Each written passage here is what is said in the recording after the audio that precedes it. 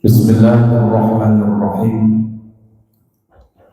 Assalamualaikum warahmatullahi wabarakatuh.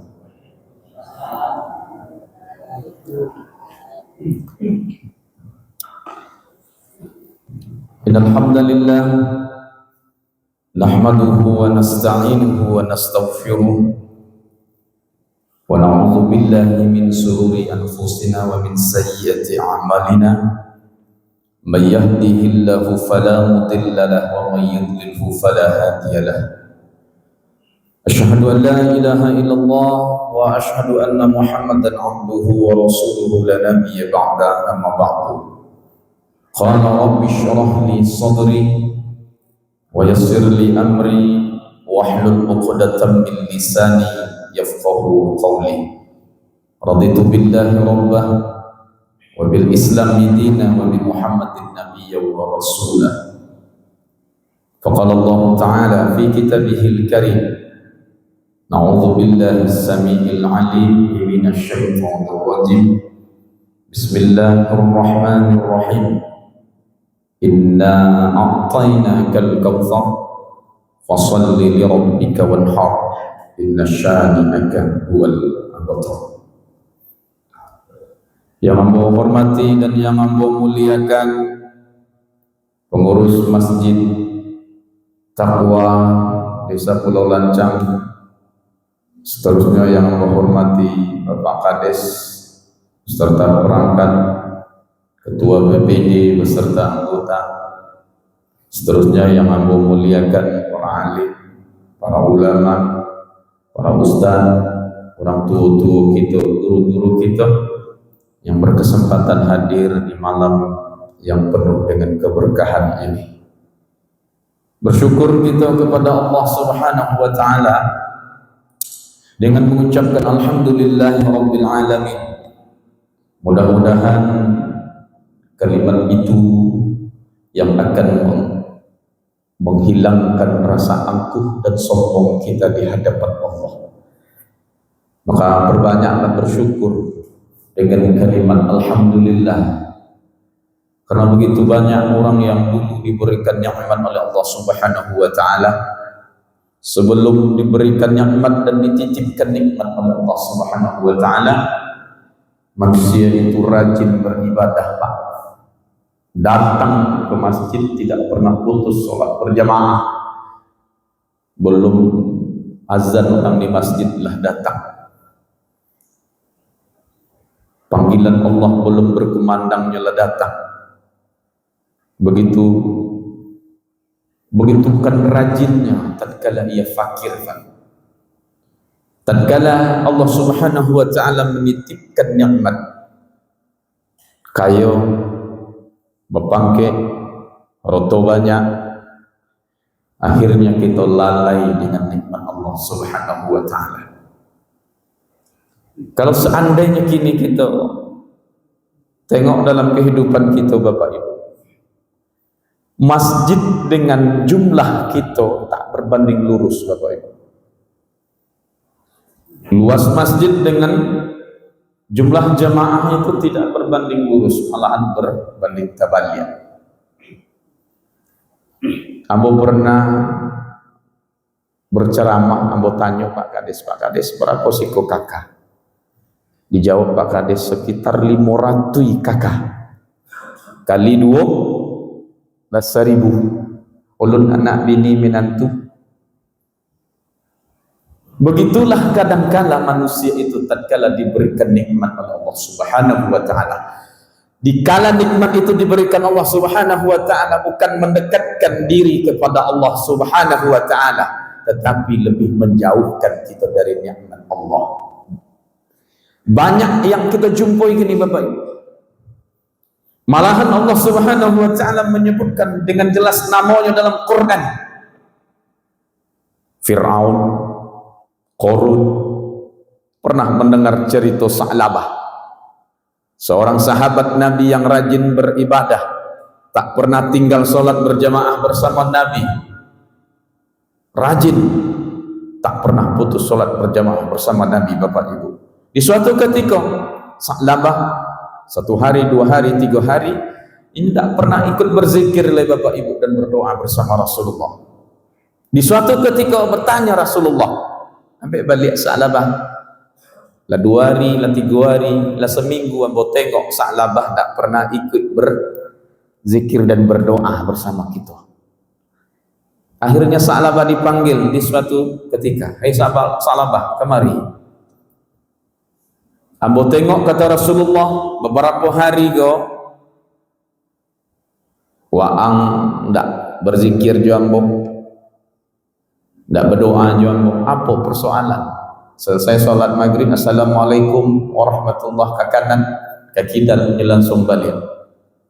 Apa kata Sa'labah? Kalau seandainya ambo ikut berzikir dan berdoa bersamamu wahai Rasulullah, orang rumah ambo akan ketinggalan sholat maghrib.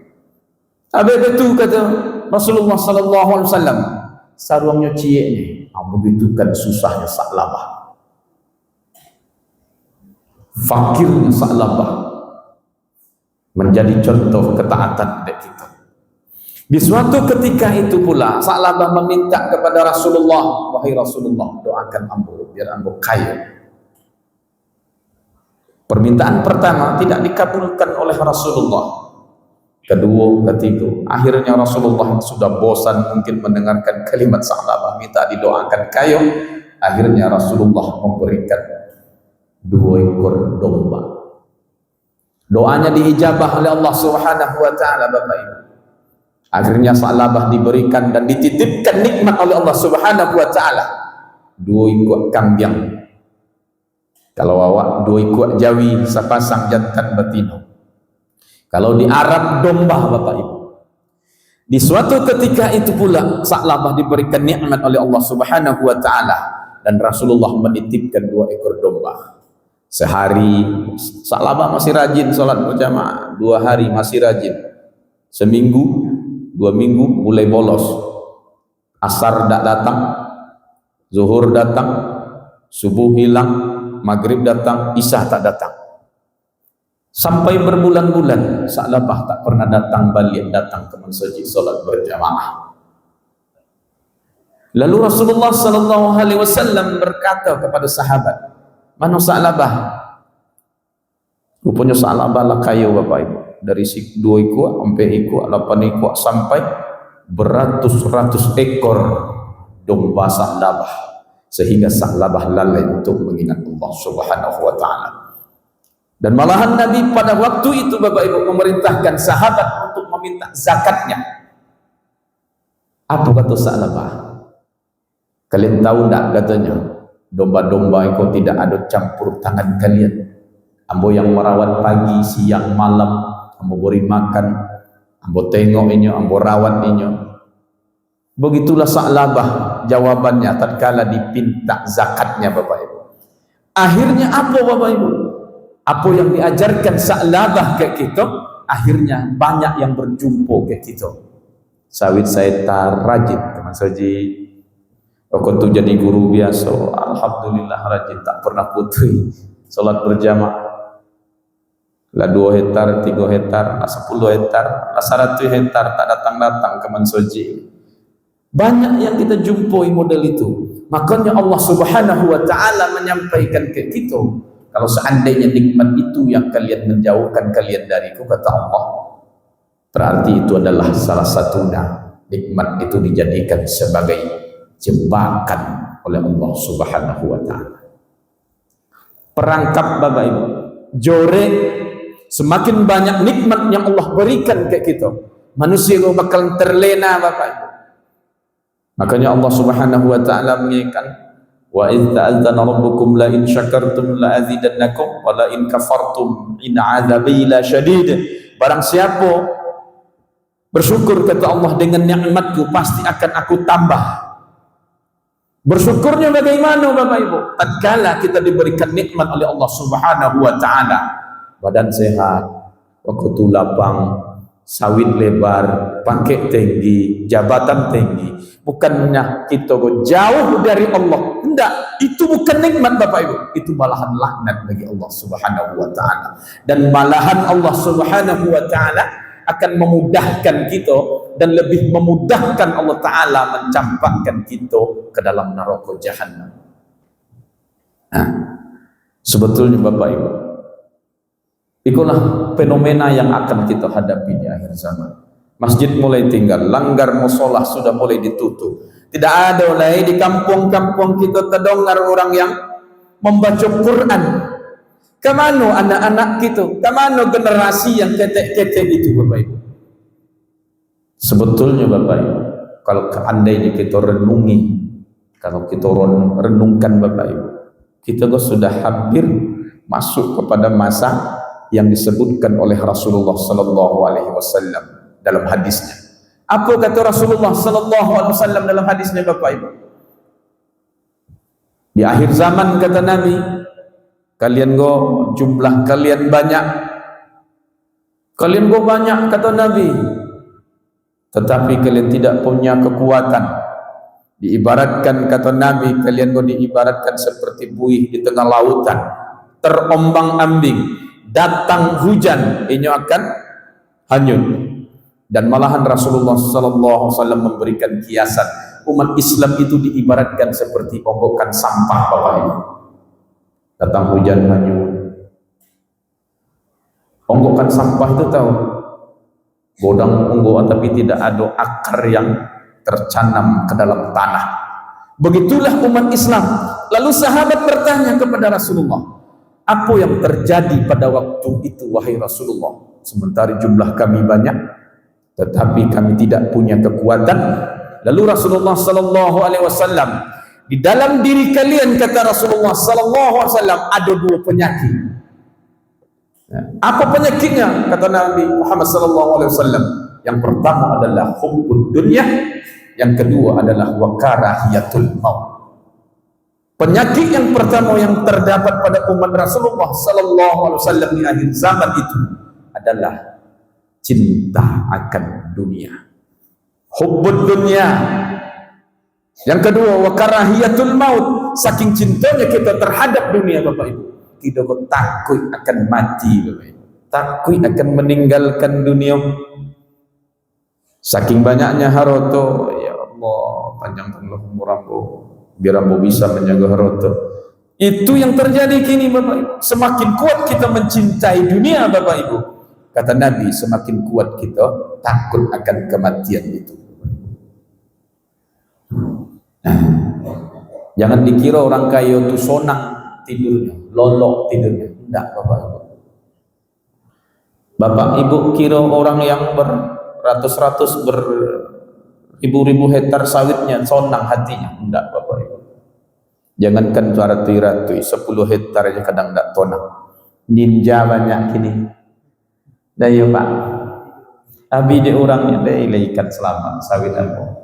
Abi dia mikirkan dunia. Kapan kita memikirkan Allah Subhanahu wa taala? Jadi kata Nabi, di akhir kehidupan dunia kata Nabi, kita adalah umat yang paling banyak tetapi tidak memiliki kekuatan. Tak ada akar tunggang yang tercanam ke dalam tanah kata Nabi yang bisa memberikan kekuatan. Makanya Nabi menyebutkan kita diibaratkan seperti buih yang terombang-ambing di tengah laut Bapak Ibu. Banyak kita umat Rasulullah Bapak Ibu. Tetapi kalau dihitung satu persatu jamaahnya Bapak Ibu, na'udzubillah min dzalik. Omong kita nak nutui mensaji juga dah. Abi aku sampaikan itu Bapak Ibu. Sebenarnya itu adalah salah satu persoalan yang akan kita selesaikan bagi ustaz-ustaz, orang tua-tua kita, para pemimpin kita. Amu sebetulnya Bapak Ibu, bisa kita menengok bagaimana kondisi kita itu baik atau tidak baiknya dari mansoji Bapak Ibu. Amu pernah membaca buku ulama, salah seorang ulama masyhur. Kalau ingin menengok umat Islam itu kuat katanya, tengok dari masjid sholat berjamaahnya Bapak Ibu. Kalau balik mau tidak kuat, apalagi batiko Bapak Ibu. Tukang obang surang, garim surang, imam surang. Yang lain kemana Bapak Ibu? Makanya ulama itu menyebutkan dalam tulisannya, kalau ingin menengok umat Islam itu kuat, tengok dari solat berjamaahnya. Lai ramai kita solat berjamaah, lai banyak kita solat berjamaah. Makanya Bapak Ibu, loenya mensoji, luasnya masjid tidak berbanding seberapa jumlah warga kakak yang ada dalam satu negeri itu, Bapak Ibu. Kita kalah kini Bapak Ibu dengan kota. Dulu desa di kampung-kampung itu, orang kota itu belajar ke desa. Mengapa demikian? Sore lah mengaji anak-anak. Kita masih ingat Bapak Ibu, ambo masih ingat jam 5 lela mandi jujung Quran poi ke surau. Kini anak-anak kita ke mana? Pakai HP. Lah teguliang lo HP. Ambo nak nyebut orang no Bapak Ibu, anak ambo yang paling parah. Kita sebenarnya ada cobaannya ke kita.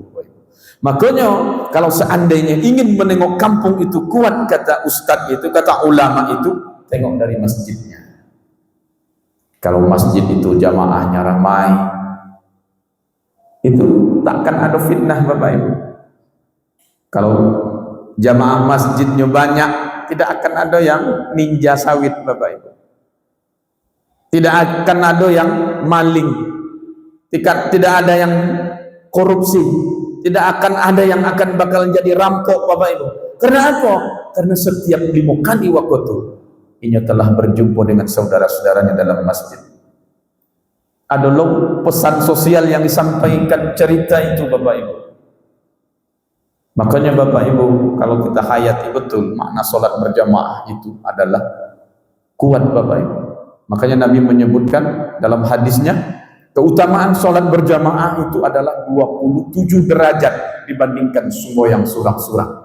Nah, dalam ganjaran pahala aja lebih ya daripada surang-surang Bapak Ibu.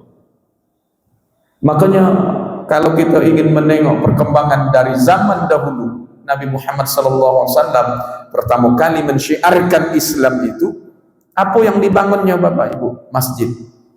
Diperintahkan hijrah dari Mekah ke Madinah. Apa yang pertama kali dibangun Rasulullah? Masjid. Mensoji dibangunnya Bapak Ibu. Tetapi ada pula yang ironi Bapak Ibu, di kampung itu masjid itu dijadikan sebagai lahan-lahan politik. Akhirnya berpecah belah. Si Anu tak mau masuk lagi, si B tidak mau sembahyang di situ, si C tidak mau sembahyang, bermacam-macam alasan. Alasan politik lah, perbedaan pemahaman lah, fikihnya berbeda lah, segala macam. Akhirnya apa yang terjadi Bapak Ibu? Walan tardu ankal yahudu walan nasaru hatta tattabi'a millatahu. Orang Yahudi dan Nasrani itu bakal bertepuk tangan menengok kondisi umat Islam hari ini. Kaji ini sudah pernah mau sampaikan dulu Bapak Ibu. Mengapa kita buka balik? Karena hari ini kita bertepatan dengan hari raya Idul Kurban. Kita mengetahui Bapak Ibu, 10 Zulhijjah, 9 Zulhijjah, hari Kamis petang, umat Islam sudah menyelesaikan puncaknya dari ibadah haji. Berkumpul di Arafah sebagai salah satu bentuk akhir dari pelaksanaan ibadah haji. Mudah-mudahan saudara kita hajinya mabrur. Kita dianjurkan oleh Allah Subhanahu wa taala untuk berkurban. Inna a'tainakal kautsar fasholli li rabbika wanhar inna syani'aka huwal abtar. Apa kata Allah Subhanahu wa taala? Sesungguhnya kami telah memberimu Nabi Muhammad nikmat yang begitu banyak. Fasholli li rabbika wanhar. Maka laksanakanlah salat dan berkurbanlah kalian. Kalau kita urai makna berkurban itu banyak, panjang Bapak Ibu. Sampai-sampai kita akan nanti berkurban untuk kehidupan kita, keluarga kita, agama kita Bapak Ibu. Ya ayyuhalladzina amanu in tansurullah yansurkum wa yutsabbit aqdamakum. Kata Allah Subhanahu wa taala, hai orang-orang yang beriman, tolonglah agama Allah ini. Berkorbanlah untuk agama Allah ini. Tolonglah agama Allah. Nah, begitulah Allah mau menyebutkan kepada kita Bapak Ibu. Kalau seandainya kalian ini ingin membantu agama Allah, Kalau seandainya kalian ini bupati, akan diteguhkan kekuasaan kalian. Kalau seandainya kalian ini gubernur, presiden, Pak Kades, akan diteguhkan jabatan kalian oleh Allah Subhanahu wa taala. Kalau seandainya jabatan itu bisa membantu agama Allah, Bapak Ibu. Bapak Ibu pernah mendengar gini yang lagi viral, Bapak Ibu. KDM, Kang Deddy Mulyadi, pernah ditanya oleh Ustadz, katanya menistakan agama. Ditanya balik oleh Kang Deddy Mulyadi, Bapak tahu, Ustadz tahu enggak orang-orang yang mendustakan agama itu? Orang yang menelantarkan anak yatim, orang yang memakan hak anak yatim, orang yang menelantarkan fakir miskin, orang yang tidak peduli terhadap kehidupan sosial di sekitarnya, Bapak Ibu. Begitulah yang diajarkan oleh seorang Deddy Mulyadi kepada kita dalam kekuasaannya. Dan itu yang terjadi kini, Bapak Ibu. Semakin tinggi kekuasaan kita, semakin kuat kekuasaan kita, semakin ta'omo membantu agama Allah, Bapak Ibu. Berkorban yang kita maksud itu, Bapak Ibu, adalah itu sebetulnya.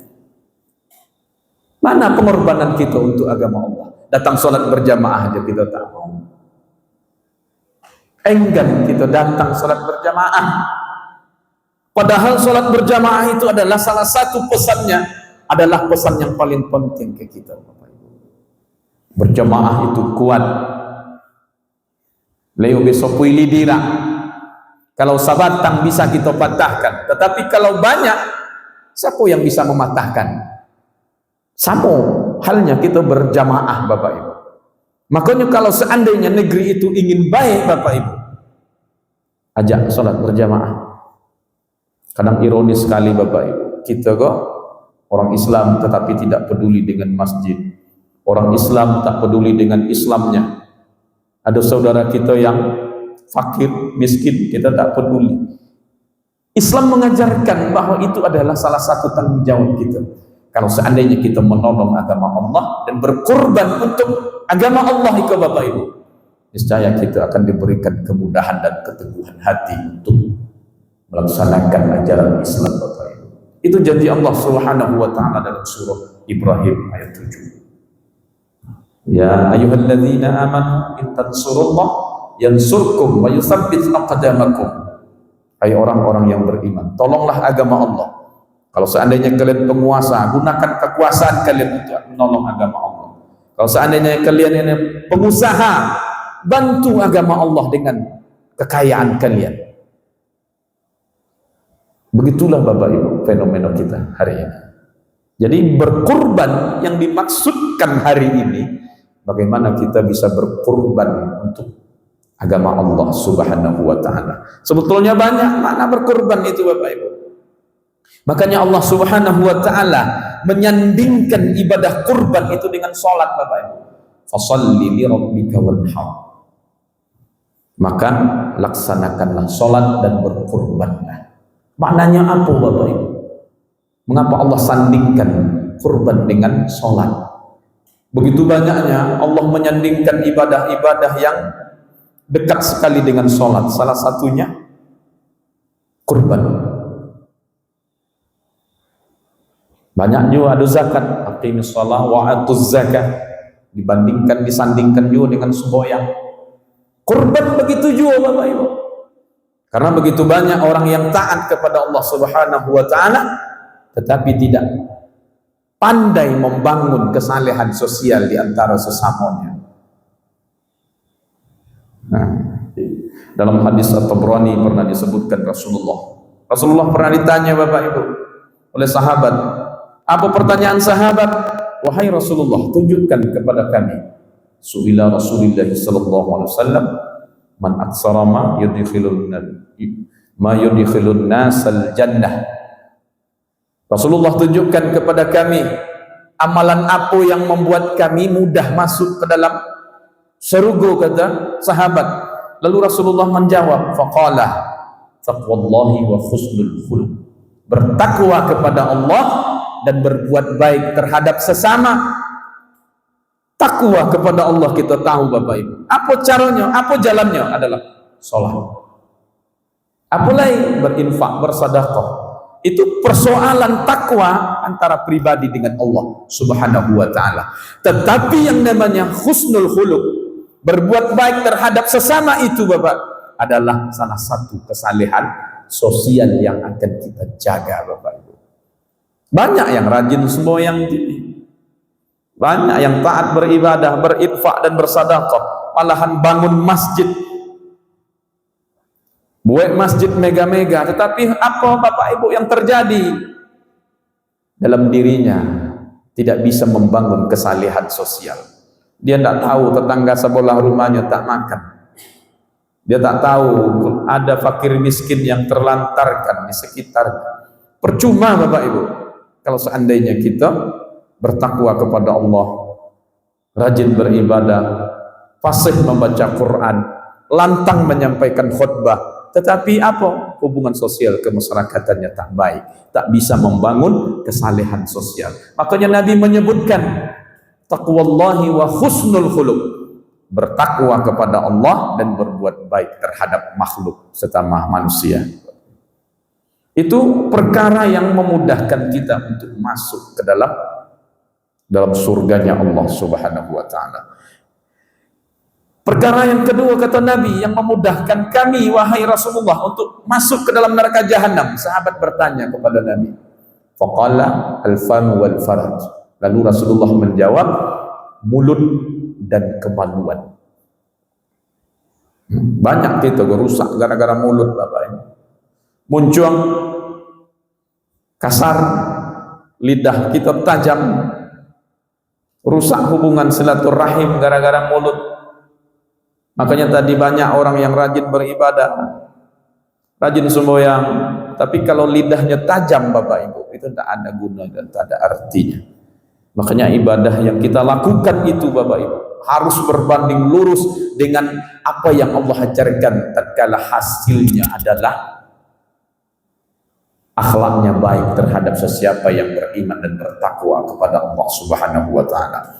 Kita pasti yakin Bapak Ibu, orang yang rajin sembohyang tak mau bermaksiat, orang yang rajin sholat berjamaah tak mau melakukan korupsi, orang yang rajin beribadah tak mau melakukan perbuatan-perbuatan yang melanggar hukum dan perintah Allah. Ada sebuah pertanyaan, kini banyak yang model itu Pak, ini rajin sembahyang tapi korupsi menjadi jual,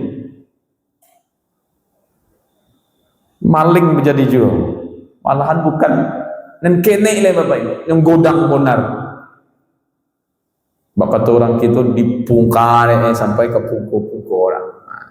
Begitulah kerakusan dan ketamakan yang kadangkala ketaatan kepada Allah itu dijadikan sebagai bakat orang kini lip service saja ya Bapak Ibu. Kita bukan menyebut elit politik, tidak. Di tahun-tahun politik tak pernah pakai kopiah. Di tahun-tahun politik tak pernah masuk masjid. Banyak Bapak Ibu.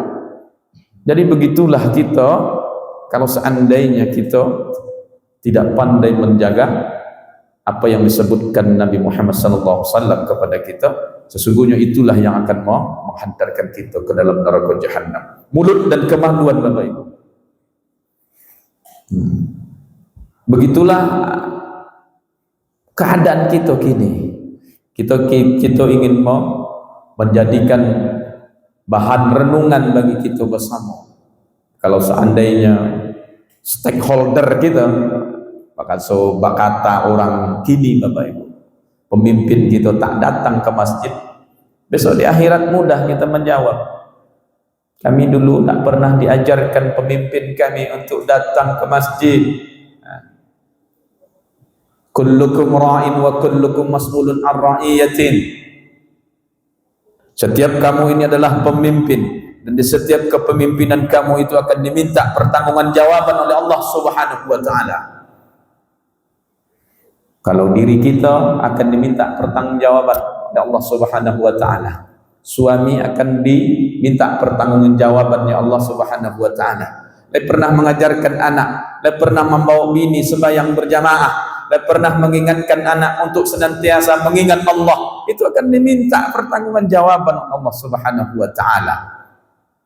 Pak RT, Pak RW, kok Pak RT pula yang main-main BLT. Mungkin di sini kota ada. Itu terjadi Bapak Ibu. Camat di kecamatannya pemimpin, bupati di kabupatennya, gubernur di provinsinya, presiden di negaranya. Makanya yang lambe masuk surga itu dan copet dicampakkan ke dalam neraka jahanam itu adalah kita pemimpin Bapak Ibu. Laki-laki ar-rijalu qawwamuna 'alan nisa. Laki-laki ini adalah pemimpin para wanita. Nanti akan diminta pertanggungjawabannya. Tanggung jawab terhadap istrinya, anak-anak gadisnya, itu akan diminta Bapak Ibu. Nah, sudah semuanya oleh Allah Subhanahu wa taala. Baru pemimpin itu dihisab Bapak Ibu. Akhirnya menunjuklah salah seorang jamaahnya. Allah Subhanahu wa taala, kamu tidak pernah diajak kemensoji oleh pemimpin kamu, tak pernah diseru sampai kamu, bukan ringan dan bukan mudah menjadi seorang pemimpin Bapak Ibu. Makanya kini kita harus berhati-hati memilih pemimpin Bapak Ibu. Nah, jadi makna berkorban yang kita dapatkan, ada ompet makna berkorban yang bisa kita bawa ya. Nah, kita singgung sengene berkorban, karena ujung-ujung nanti akan berkorban juga untuk agama kita Bapak Ibu. Makna berkorban yang pertama yang diajarkan Nabi Ibrahim ke kita dalam peristiwa 10 Zulhijjah tadi kita sudah melaksanakan. Bapak Ibu mendengarkan khatib hari raya menyampaikan, bapak-bapak tadi Jumat, aku malam kula disinggung loh. Ada ompet hikmah paling tidak yang bisa kita ambil dari ibadah kurban. Dan pertama adalah menghilangkan sifat kebinatangan yang ada dalam diri manusia. Apa sifat-sifat binatang Bapak Ibu? Tamak, lobo, serakah, kau, ini orang sintajo kau, siku apa nama orang? Kau juga nyerah. Kau itu sifat-sifat kebinatangan yang ada dalam diri manusia. Ambo pernah membaca buku tasawuf. Apa kata Mahfuzat, seorang ahli tasawuf? Al-insan hayawan natik. Katanya. Manusia itu adalah hewan, tapi hewannya yang bernatik Pak, yang berpikir. Yang membedakan kita dengan hewan adalah natik itu, berpikir itu Bapak Ibu. Makanya kalau seandainya hari ini dalam ibadah kurban itu kita tengok betul makna yang terkandung di dalamnya, penyembelihan hewan kurban itu kita menghilangkan sifat kebinatangan yang ada dalam diri manusia itu Bapak Ibu. Yo kok masih geser sapadan mambiak hak orang, kok caluang atau kota cacar banduang tidak ada orang mambiak juga. Itu kan salah satu sifat yang ada pada binatang Bapak Ibu. Maaf cakap, kambing aja lewat di dekat rumah, bapagar tuh ada batang ucok ubi menjulai. Nah, kamu pernah menengok kambing itu malu cek sampai ke dalam.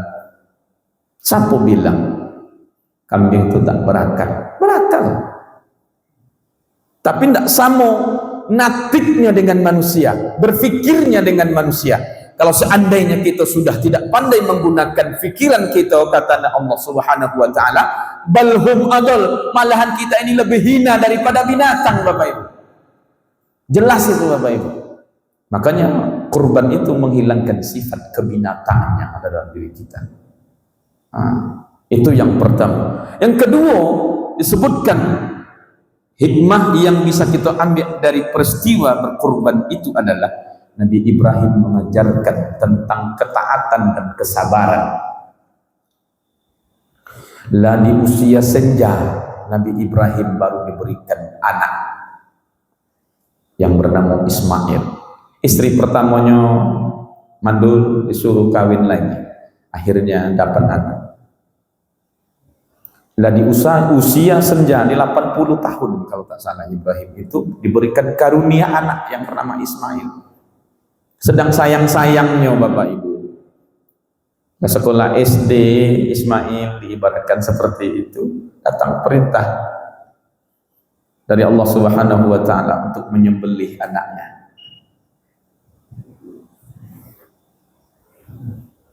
Nabi Pak.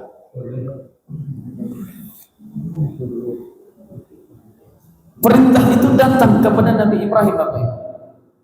Bapak kita kira-kira anak ranca ganting putih tak ada lawan. Datang perintah untuk menyembelih. Lekat sabar kita, lekat taat kita dengan perintah Allah Subhanahu wa taala. Nabi Ibrahim diberikan cobaan model itu Bapak Ibu. Jangankan itu Bapak Ibu, sakitnya anak kita, kadang-kala kita mengupik kepada Allah Subhanahu wa taala. Ya, banyak kalimat-kalimat yang membuat kita jauh dari Allah Subhanahu wa taala. Sementara nikmat yang Allah berikan itu Bapak Ibu, yang diberikan Allah titipkan, dan kapan saja Allah taala itu bisa ambil copet Bapak Ibu. Makanya Ibrahim diberikan cobaan model itu. Daikan dia kan. Akhirnya apa? Ibrahim dengan Ismail mengiyakan perintah Allah Subhanahu wa taala. Kalau seandainya mimpi itu benar datang dari Allah Subhanahu wa taala dan Allah memerintahkan, apa kata Nabi Ibrahim? Laksanakan wahai ayahanda. Jadi Ibrahim mengajarkan kita sabar dalam ketaatan kepada Allah Subhanahu wa taala. Jangan takut Bapak Ibu. Karena kita pasti ada cobaan. Kadang kita rajin semboyang, anak kita tak mau semboyang. Kadang kita layo mau ke mansoji, bore hati anak datang. Itu cobaan Bapak Ibu. Jangan menganggap bahwa nikmat itu adalah nikmat semata Bapak, indah. Pada sesungguhnya apa yang Allah titipkan kepada kita adalah cobaan bagi kita Bapak Ibu. Harta, pangkat, bapak-bapak, ibu-ibu dan anak-anak itu adalah cobaan bagi bapak-bapak.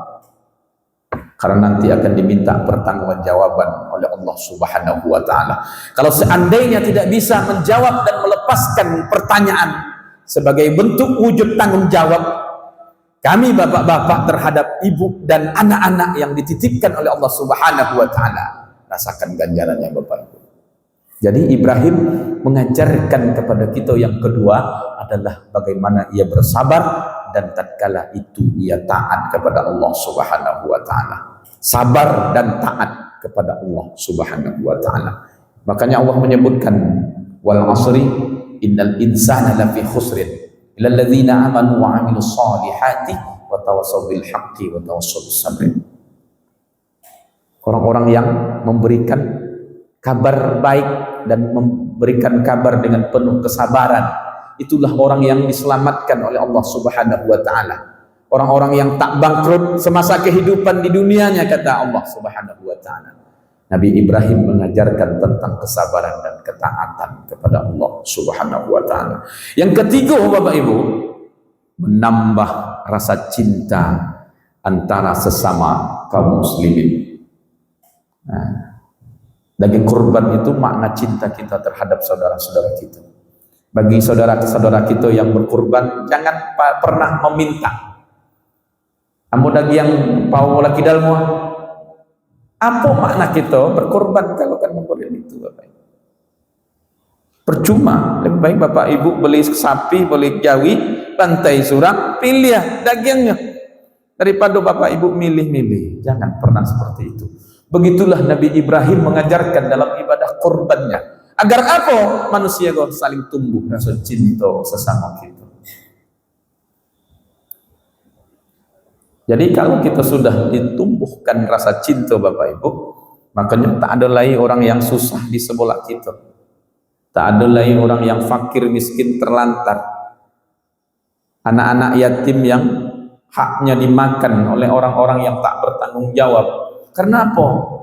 Karena kita sudah tertanam dalam diri kita saling cinta mencintai terhadap sesama. Nah, itu yang ketiga. Yang keempat yang diajarkan dari ibadah kurban itu adalah bentuk rasa syukur terhadap nikmat Allah Subhanahu wa taala. Jadi Bapak Ibu sudah setahun menabung, disisihkan untuk berkurban, itu salah satu nikmat wujud syukur kita kepada Allah Subhanahu wa taala. Bapak Ibu mungkin senang hati Bapak Ibu kala berkurban sampai kepada orang yang merasakan dari manfaat berkurban itu. Kalau Bapak Ibu mungkinlah sekali seminggu bisa beli daging pasar benai. Bapak Ibu PNS, Bapak Ibu lain punya kebun sawit loy, model-model orang yang tak pernah memakan daging. Makanya orang tuh merasa bersyukur di atas segala nikmat yang didatangkan dari ibadah kurban yang kita lakukan hari ini. Bapak Ibu, mungkin itu yang dapat aku sampaikan. Nabi Ustaz.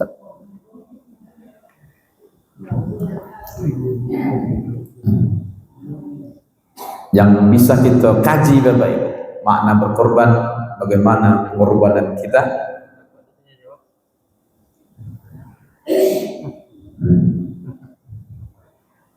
Yang bisa kita ambil malam kini Bapak Ibu.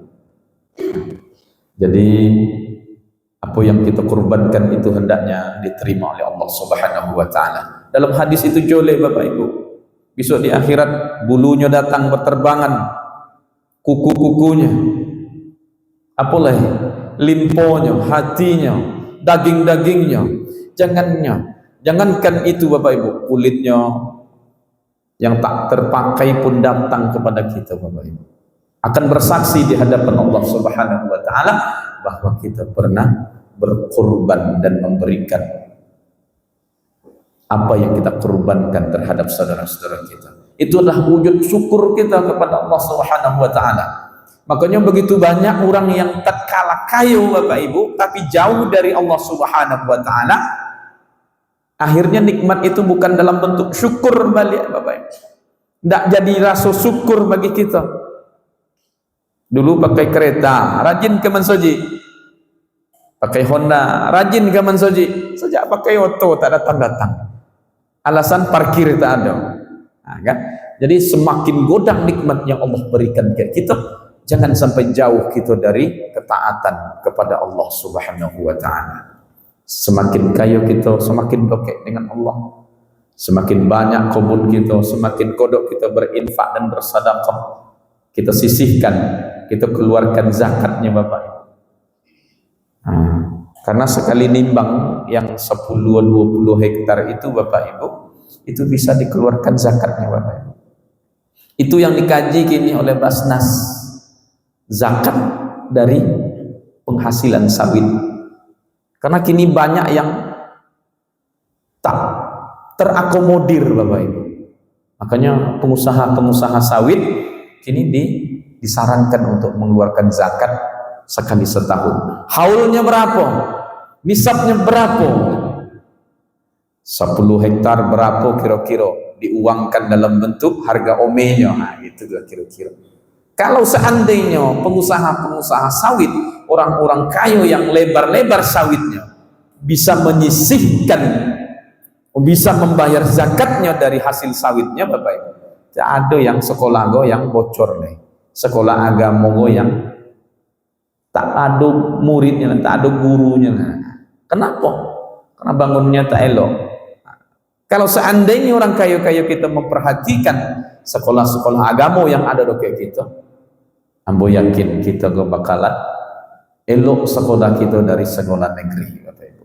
Kini dah banyak pesantren-pesantren itu bangunannya, kurikulumnya, guru-gurunya itulah hebat-hebat. Dan minggu petang ambo kepokan duduk dengan kawan ambo, salah seorang pengurus BKM di Pekanbaru, masjid Bapak Ibu. Ini pernah mengelola infak wakaf seorang donatur terhadap dirinya. Ini yang mau menerimanya. Apa yang dipinta jamaah? Bangun niko diberikan Bapak Ibu. Karena apa? Banyak orang yang ingin menyalurkan infak dan sedekahnya, tetapi payah mencari wadahnya Bapak Ibu. Dan orang yang bersedekah itu tak percaya dengan orang yang diberikan sedekah. Banyak penyelewengan dana Bapak Ibu. Akhirnya kawan ambo itu mendapatkan kepercayaan. Apa yang dibangunnya Bapak Ibu? Selain dari pembangunan masjidnya sudah selesai, ini membangun dalam kegiatan sosial. Sekali sepokan setiap Jumat potong kambing, ompe ikut sagali bantai, untuk menarik jemaah datang ke masjid. Subuh pengajian, zuhur, qabla zuhur, ba'da zuhur, qabla zuhur pengajian, maghrib menjelang isya pengajian, hari-hari besar pengajian. Begitulah orang kini di kota-kota, ibu bapak berlomba-lomba untuk menghidupkan syiar-syiar Islam. Banyak orang kayu-kayu kini ingin mencari tompek untuk berinfak dan bersedekah, tetapi tepat sasaran apa yang disedekahkan dan diinfakkannya kayak gitu. Banyak bapak ibu. Gitu aja kadang-kadang orang yang kayu-kayu gitu, yang ada kayak gitu, itu enggan bayar zakat. Kalau di zaman Nabi, orang yang tak mau bayar zakat dijemput oleh Rasulullah SAW, tak maunya bayar zakat, itu disebut oleh Nabi adalah orang yang sudah ingkar dengan agama. Nah, kalau kita kok kayu tapi enggan bayar zakat, nah itulah orang yang telah mendustakan agama, kata Allah Subhanahu wa taala. Kenapa? Karena dalam hak kita ada hak orang, hak anak yatim, hak fakir miskin, hak orang-orang yang patut dan pantas kita bantu Bapak Ibu. Nah, jadi dalam hak kita, harta kita itu ada hak orang lain. Jadi besok kalau ada yang minta sedekah, minta infak, Bapak Ibu berikan. Ada sumbangan untuk pesantren, tapi jole. Nah, kok ndak lah kadang bawa buku untuk inyo deh. Banyak terjadi gini. Apalagi di kota Pekanbaru tuh di lampu-lampu merah, pengemis-pengemis musiman itu jadi lahan pekerjaan. Itu salah Bapak Ibu. Jadi kalau seandainya kita ingin beribadah, banyak jalan untuk beribadah, berinfak dan bersedekah. Jadi ibadah kurban itu mengajarkan ke kita, yang pertama adalah menghilangkan sifat kebinatangan yang ada dalam diri kita. Ibu rasakan aja lah apa sifat binatang, apa yang akan kita lakukan dengan sifat binatang itu, kita akan merasakan. Yang kedua, diajarkan Nabi Ibrahim ialah sabar dalam menerima cobaan. Yang ketiga adalah menambah rasa cinta kita terhadap sesama manusia. Dengan daging kurban akan tumbuh rasa saling kasih sayang. Yang keempat adalah bentuk syukur kepada Allah Subhanahu wa taala. Bapak Ibu, mudah-mudahan apa yang kita niatkan dari dulu tadi sudah disembelih hewan kurbannya. Besok pagi jam 8-an sudah disembelih hewan kurbannya. Niatkan Bapak Ibu bahwa itu adalah rasa syukur kita kepada Allah, dan orang akan mendapatkan manfaat dari apa yang kita kurbankan. Dan kita merasakan nikmatnya berkorban itu tatkala saudara-saudara kita yang tak pernah makan daging akhirnya makan daging. Minimal seminggu 2 minggunya pernah merasakan makan daging. Kalau di rondang itu kan lamo ya Bapak Ibu, lamo tahanan.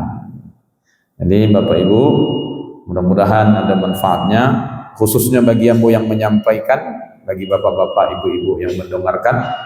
Lebih dan kurangnya ambo mohon dimaafkan. Kalau seandainya ada yang salah, ada yang khilaf, mohon diluruskan, karena itu adalah salah satu kehilapan dan kebodohan dari ambo. Kebenaran itu datang dari Allah Subhanahu wa taala.